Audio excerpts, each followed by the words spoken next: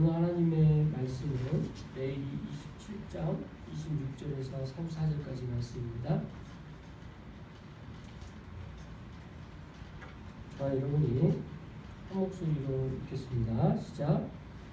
우리 가축 중에 처음 난 것은 여호와께 드릴 첫 것이라. 소나 양은 여호와의 것이니 누구든지 그것으로 성결하여 드리지 못할 것이며, 만일 부정한 짐승이면 내가 정한 값에 그 5분의 1을 더하여 부를 것이요, 만일 부르지 아니하려면 내가 정한 값으로 할지니라. 어떤 사람이 자기 소유 중에서 오직 여호와께 온전히 바친 모든 것은 사람이든지 가축이든지 기업에 바치든지 팔지도 못하고 누지도 못하나니, 바친 것은 다 여호와께 즐기 거룩함이라. 온전히 바쳐진 그 사람은 다시 누지 못하나니 반드시 죽일지니라. 그리고 그 땅의 10분의 1, 곧 그 땅의 곡식이나 나무의 열매는 그 10분의 1은 여호와의 것이니 여호와의 선물이라.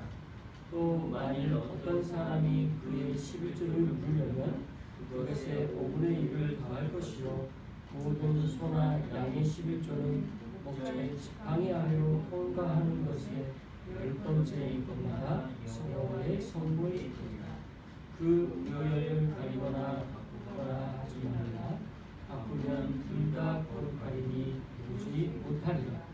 이것은 여호와께서 시내 산에서 이스라엘 자손을 위하여 모세에게 명하신 계명이다.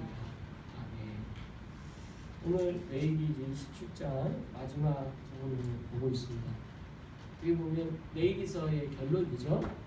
레위기서의 결론에 대한 내용의 부분으로 소원 또 예물에 대한 것, 11조에 대한 내용으로 오늘 레위기서가 마무리됩니다.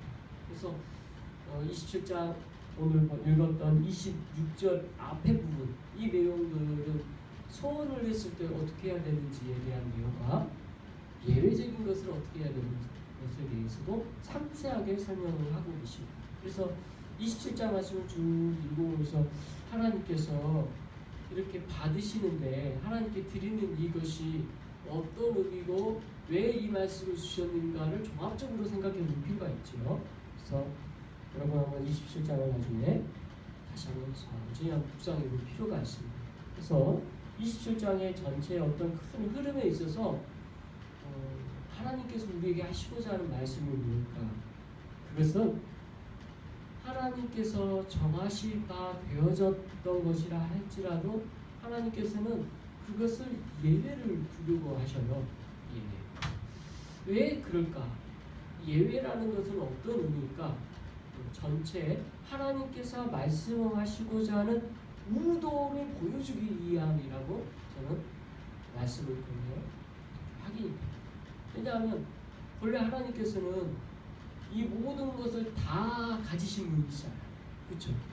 그러니까 우리가 10의 1조를 드린다라는 그 의미가 마치 율법적으로 하면 10분의 1은 하나님 것이고 나머지는 내 거다.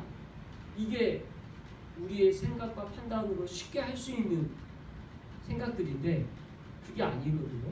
모든 것은 하나님의 것이고 그 하나님의 것임을 표현하기 위한 방법으로 10분의 1을 드리는 것이 주된 목적인데, 이게 마치 10분의 1을 드림으로 말미암아 나머지 10분의 9는 내 것으로 착각하는 것을 방지하고 그렇게 생각하지 않게 하기 위하여 하나님께서는 때로는 이렇게 예외를 주시고자 한다는 것입니다.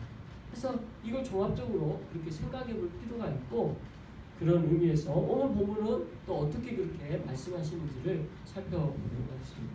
26절부터 한 절씩 읽어보도록 하죠. 시작. 오직 가축 중에 처음 난 것은 여호와께 드릴 첫 것이라. 소나 양은 여호와의 것이니 누구든지 그곳으로는 성별하여 드리지 못할 것입니다. 오직 가축 중에 처음 난 것은 여호와께 드릴 첫 것이다 라고 말씀하십니다. 그래서 초년생 첫 번째의 것, 이 것에 대한 생명 그리고 또 가축, 이 모든 것에 대해서 가치를 하나님 것임을 고백하게 하는 것이 10분의 1의 의미와 실은 연결되어져 있음을 우리가 압니다. 그래서 모든 게 하나님 것이지 라는 것에서부터의 우리가 이 말씀의 시작점이 돼야 돼요. 그래서 그런 것으로 처음 난 것은 하나님의 것으로 드리는 것이 하나님께 우리가 드려야 될 마땅한 것인데, 소나 양은 여호와의 것이니 누구든지 그것은 성별하여 드리지 못 것이고, 특별히 여기서 소와 양을 구별해서 첫 번째 난 것은 하나님 것이다 이렇게 몫을 박았단 말이에요. 근데 첫 번째 난 것을 내가 또 따로 성별해서 드리고 싶어. 근데 첫 번째 난 것이야. 그걸 성별해서 드렸어. 이거는 안 된다는 이야기 하시는 거예요. 그러니까 이건 구분을 하시는 거예요. 첫 번째 것은 당연히 하나님께 드리는, 하나님의 모든 것이 주님 것입니다라는 고백을 드리는 거고, 성별하여 드리는 것은 별도로 하나님께 고백과 신앙의 어떤 신앙 고백으로 드려지는 것으로 나눠서 살펴봐야 되는데, 이걸 마치 첫 번째 드려야 될 게 내가 성별하여 드리는 것으로 함께 하는 것은 잘못된 것으로 말씀하시는 거죠. 그래서 이런 것을 하나님께서는 너희의 마음의 중심이 어디 있는가를 일단 보게 하시고, 그리고 드려야 되는 것들을 구별하시는 말씀을 내용으로 보게 됩니다. 이어서 27절 같이 읽겠습니다. 시작. 만일 부정한 짐승이면 내가 정한 값에 그 5분의 1을 더하여 물을 것이요 만일 물지 아니하려면 내가 정한 값대로 했습니다. 27절에서 말하는 것은 이게 그 첫 번째 것으로 드려야 되는데, 첫 번째 것이 상태가 부정한 짐승으로 나왔어요. 그러면 그 짐승을 그대로 드릴 수 있어요? 없어요? 없어요. 그럴 때 어떻게 할 거냐라는 것에 대한 답이에요. 그럴 때는 그것을 정한 값으로 매겨서 그것의 5분의 1을 더하여 대신할 수 있다라는 말씀을 하고 계시고요. 그리고 만일 무르지 아니하려면 내가 정한 값으로 팔지리라. 그래서 그 부정한 짐승이었을 때 그것을 두 가지 방법을 주셨다고 하는 거예요.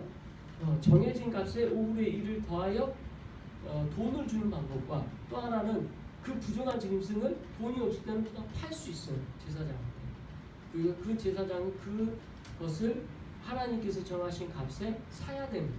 그래서 참 이렇게 정해진 법을 보여주고 있습니다. 그러니까 하나님은 우리에게 일일이 다 원리를 주실 수 있는 분이에요. 실은 이런 말씀을 보면 어떻게 살아야 되는지 1차적으로 다 하나하나 율법으로 주실 수 있지만, 그러나 하나님께 그렇게 하지 않으시죠. 원리로 주시는 게 더 많거든요. 그래서 여기서 말하고자 하는 26절, 27절 큰 원리가 뭐냐? 모든 것이 하나님 것이라는 이 원리를 기준으로 해서, 그리고 하나님의 소유됨에 대한 생각을 우리가 가지면서 이러한 우리가 해야 될 도리들을 하나하나 할 수 있도록 하게 하십니다. 이어서 28절 읽습니다. 시작. 어떤 사람이 자기 소유 중에서 오직 여호와께 온전히 바친 모든 것을 사람이든지 가축이든지 기업에 바치든지 팔지도 못하고 누르지도 못하니 바친 것은 다 여호와께 지극히 거룩합니다. 자, 우리가 지난주에 희년에 대해서 배웠고 기업의 물음에 대해서 배웠잖아요.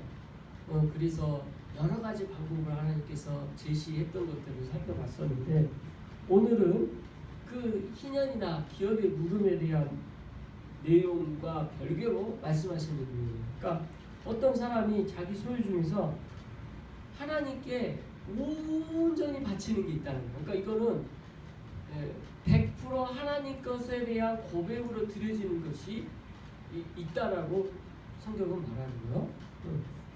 이거는 특별한 거죠. 하나님께 드리고자 작정을 한 거예요. 그래서 이렇게 작정되어지는 것은 사람이든지 가축이든지 밭이든지 뭐든지 이거는 팔지도 못하고 누리지도 못하는 걸로 다른 걸로 대체가 안 된다는 거죠. 누른다라는 말은 이거를 내가 판 걸 다시 되사는 권리인데 그게 없어요. 왜요? 이미 다 지극히 여호와께 거룩함으로 드려진 거기 때문에 구별된다라고 설명드렸어요. 그래서 이렇게 소원하여 작정하여 드려진 것을 하나님께서 거룩하다 여기시는 거예요. 이 마음의 중심과 태도는 구별되는 거구나를 알 수가 있어요. 신기하죠. 그래서 우리가 똑같이 드린다 하더라도 내 마음과 정성과 뜻을 다하여 구별돼서 드려지는 거, 이거 하나님이 귀히 여기시면 알 수 있어요. 구별되죠. 그게 어떤 것이든가 하나님께서 너무 귀하게, 그게 크고 작고가 중요한 게 아니에요. 예수님께서 작은 예물을 작다 안 하시고 그 사람이 가장 크게 드리는 거에 대해서 받으셨잖아요. 마찬가지로 오늘 본문은 그 말씀을 하고 계시는 거예요. 하나님께 최고의 것으로 드리고자 하는 그 마음의 중심을 받으시고 하나님께서는 그걸 인정하시는 것입니다. 자, 이어서 29절 같이 읽겠습니다. 시작. 온전히 갖춰진 그 사람은 다시 누르지 못하노니 반드시 죽일지니라. 야, 여기서 참 충격적인 표현인데, 온전히 받쳐진 그 사람은 다시 누르지 못한다. 그래서 온전히 자신을 하나님께 바쳤어요.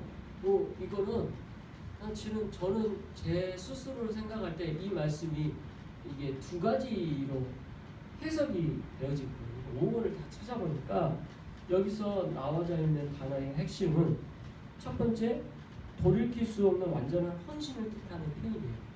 두 번째, 학살하다라는 언어의 의미로서 하나님의 다스림을 거부하는 자가 신성모독과 관련되는 것들은 반드시 없어야 된다는 의미에서 이 단어가 쓰였어요. 그러니까 둘 중에 하나예요. 첫 번째는 완전히 돌이킬 수 없는 온전한 헌신. 두 번째는 하나님께서 신성모독한 자들을 거부하는, 하나님의 다스림을 거부하는 이들을 없앤다는 거예요. 이게 서로 연결되어지지는 않은 단어지만 이렇게 영리가 쓰였어요. 그래서 두 가지를 생각해 볼 때 우리에게 있어서 온전한 하나님께 드림에 대한 고백과 하나님께서 받으시는 것은 구별된다는 것 첫 번째 알지만, 또 하나 이거를 돌이킬 수도 없는 것을 알려주시면서 이방 숭배자와 같은 처벌을 뜻하는 단어가 된다는 것을 알 수가 있죠. 그래서 그런 의미에서 29절에 두 가지 해석이 돼요. 온전히 바쳐진 사람은 첫 번째, 돌이킬 수 없는 하나님께 헌신한 사람이죠. 이 사람은 그것을 무르지 못해. 저가 만약 이런 케이스라고 생각을 제 스스로도 합니다. 하나님께 제 인생을 드렸다. 그러면 나는 온전한 헌신의 마음을 하나님께 드렸구나. 그래서 주님께 드려지는 인생을 사는 게 맞는 거거든요. 제 스스로 다시 한번 그 질문에 대한 답을 합니다. 이렇게 살기로 했으니까 다 평생 주님께 맡기면 살면 되는 거죠. 또 하나는 그러지 않는다. 또 다른 단어, 학살하다라는 이 단어의 의미로 볼 때에는 이 사람은 하나님의 다스림을 거부했기 때문에 이 사람 또한 그 거부한 것으로 인한 결과가 반드시 죽일지니라라는 결과로 나옵니다. 그래서 참 이 말씀의 무게를 보여주는, 그리고 우리가 하나님 앞에 드려진다라는 이 표현에 있어서의 무게를 보여주는 말씀이 29절입니다. 그리고 이 말씀 맥락 안에서 저는 이제 그렇게 처음에는 적용을 했고, 오늘 아침에 다시 한번 묵상하면서 이 말씀을 볼 때 레위기서는 1차적으로 구약의 레위기서로서 제사에 관련된, 또 하나님께 드려짐에 관련된 내용이기도 하잖아요. 그래서 이게 다 오늘날 100% 이 고백이 다 맞아떨어지는 건가? 10의 1조가 신약에 있어서 완전히 맞는 내용인가? 라고 볼 때 약간 애매한 점이 있긴 합니다. 그래서 다시 그런다고 하면 큰 원리로 봐야 됩니다. 큰 원리로 볼 때 하나님께서 모든 것이 하나님 것임을 주장하는 그 내용 안에서의 원리로 이 말씀을 다시 한번 보면서 고백을 하는 의미가 뭔지를 살펴보는 게 필요하다 생각되죠. 그래서 오늘 이 말씀은 참 어렵죠. 너무 무거운 말씀이잖아요. 그래서 온전히 바쳐진 사람이 이방 숭배자라고 해서 이 사람을 반드시 죽여야 되냐? 네, 오늘 말씀은 그거 말합니다. 돌이킬 수 없는 헌신을 한 사람도 그것을 물을 수 없기 때문에 반드시 죽어야 된다. 이것도 참 쉽지 않은 고백이고, 그래서 어떤 내용이다 할지라도 이 말씀의 전체 맥락을 볼 때 쉽게 우리가 설명할 수는 없지만, 그러나 큰 원리는 하나님의 모든 것을 다스리고 계시고 하나님이 주권자이심을 우리가 고백하기 위한 말씀이라는 것을 우리가 알 수가 있죠. 자, 그 무게를 가지고 계속 말씀을 살펴보겠습니다. 30절 읽습니다. 시작. 그리고 그 땅의 10분의 1, 곧 그 땅의 곡식이나 나무의 열매는 그 10분의 1은 여호와의 것이니 여호와의 성물이라. 자, 앞에서는 양과 소, 가축에 대한 이야기로서 첫 번째 난 것에 대해서 설명한 것이라면, 두 번째 30절에서는 땅에 나는 식물들의 10분의 1도 하나님의 것임을 주고 있습니다. 자, 31절 읽습니다. 또 만일 어떤 사람이 그의 11조를 누르려면 그것에 5분의 1을 더할 것이니. 자, 그 어떤 사람이 곡식을 10분의 1을 드렸어요. 근데 이 곡식을 10분의 1을 했는데 이거를 다시 이걸 받고 싶어. 그럴 때는 어떻게 해야 되냐? 그거에 대한 5분의 1을 더할 것. 그러니까 이것은 돈으로 환산했을 때 5분의 1에 더한 금액을 가지고 물을 수 있는 방법을 주셨어요. 또 32절 있습니다. 모든 소나 양의 10분은 목자의 지팡이 아래로 통과하는 것을 10번째 경마다 여호와의 성물이 되리라. 자, 우리가 소와 양의 11조를 드린다고 했을 때 이게 양이 50마리가 됐어. 그러면 이걸 하나님께 어떻게 드려야 되지? 라고 했을 때 목자의 지팡이 아래로 여기 통과하게 해요. 근데 이 통과할 때마다 10번째 것이 하나님 것으로 드려야 한다라는 말씀을 했죠. 자, 33절 있습니다. 그 우열을 가리거나 바꾸거나 하지 말라. 바꾸면 진짜 거룩하리니 누르지 못하리라. 딱 10번째 것이 지나가는데 내가 좋아하는 제일 튼튼하고 좋은 양이 지나가. 그래서 이 양 도저히 안 된다. 다른 양으로 바꾸자. 이럴 수 있다?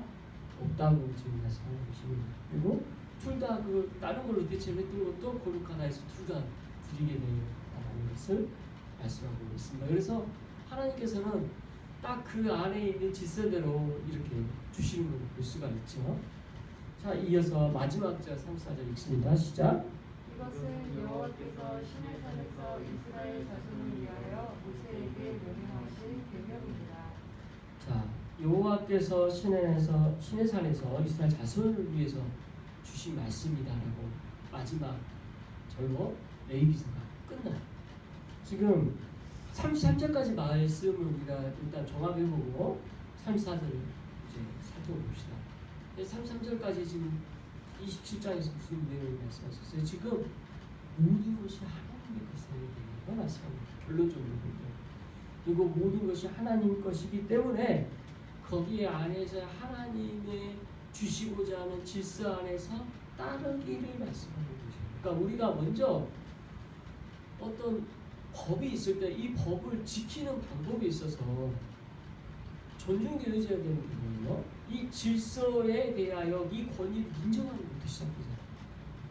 오늘날 법이 주는 것도 그런 거잖아요. 이 질서를 존중하고 이 질서의 권위가 법이라는 이 권위를 우리가 인정하는 거죠. 마찬가지로 하나님 안에 있어서 우리가 하나님의 모든 권위를 인정하는 것이 우리의 삶의 시작이고 지표가 되는 겁니다. 그래서 하나님의 은혜 안에서 삽니다. 하나님이 모든 것을 다스리십니다. 그리고 하나님께서 우리와 함께 하시고 우리가 은혜 가운데 있습니다. 이런 우리가 보편적인 고백이 마치 오늘 27장의 큰 고백과 같죠. 더 나아가 이제 우리에게 주어진 물질에 대한 설명을 할 때 모든 것이 하나님의 것입니다. 그러나 이 모든 것이 하나님의 것이지만 거기에 일부를 드림으로 말미암아 하나님의 것임을 고백합니다. 이게 오늘날 우리에게 있어서 10의 1조의 온전한 고백이에요. 이게 10의 1조가 내가 부가세 전, 부가세 후 어떤 것이 10의 1조 내가 정확하게 되는 이거 중요하지 않아요. 더 중요한 건 모든 것이 하나님의 것입니다라는 신앙 고백 위에 내가 나의 마음의 중심을 드리는 것이 중요하죠. 그다음에 두 번째 적용점은 내가 드리되 특별히 구별해서 드리는 것은 하나님의 것이 되었음을 못 박아야 돼요. 그걸 가지고 돌이킬 필요가 없어요. 목회자인 저에게 있어서 제 인생에 돌이킬 필요가 있을까요? 없어요. 의미가 없어요. 그건 죽는 거랑 같다는 생각이 들어요. 내 인생에 하나님께 드리기로는 이보다 더 좋은 게 없는데 이걸 뭐하는 거 돌이켜요. 그래서 오늘 말씀의 맥락에 있어서 이런 말씀까지 주신 거 아닙니까? 딱 마음을 하나로 갖게 돼. 하나님만 붙들고 이 세상에 다른 어떤 것을 붙들지 않고 하나님만 붙들게 되는 마음의 결단을 주시는 말씀이 저는 29절이라 판단되었습니다. 여러분에게도 그런 말씀의 중심을 가지고 모든 것이 하나님의 것임을 고백하면서 드려지는 말씀으로 고백되어지기 바랍니다. 마지막 34절에서 그래서 이 모든 말씀이 시내산에서 이룬 이스라엘 자손들을 위해 모세에게 명령하신 이 계명이라는 사실로 이 말씀 마무리되면서 가장 큰 영적 원리에 대한 큰 질서를 다시 한번 보여주시고 이 레위기서에 있어서 하나님께서 주시는 이 모든 말씀이 얼마나 크고 놀라운지 그리고 결국 우리가 그리스도를 통해서 주신 은혜를 더 구체적으로 알 수 있게 해주셨잖아요. 그렇게 우리가 말씀을 통해 연결이 되어진 것을 알 수가 있습니다. 이번 한 주간도 이 말씀을 깊이 묵상하며 살아가는 저와 여러분 되시기 그리스도를 축원합니다. 기도하겠습니다. 사랑과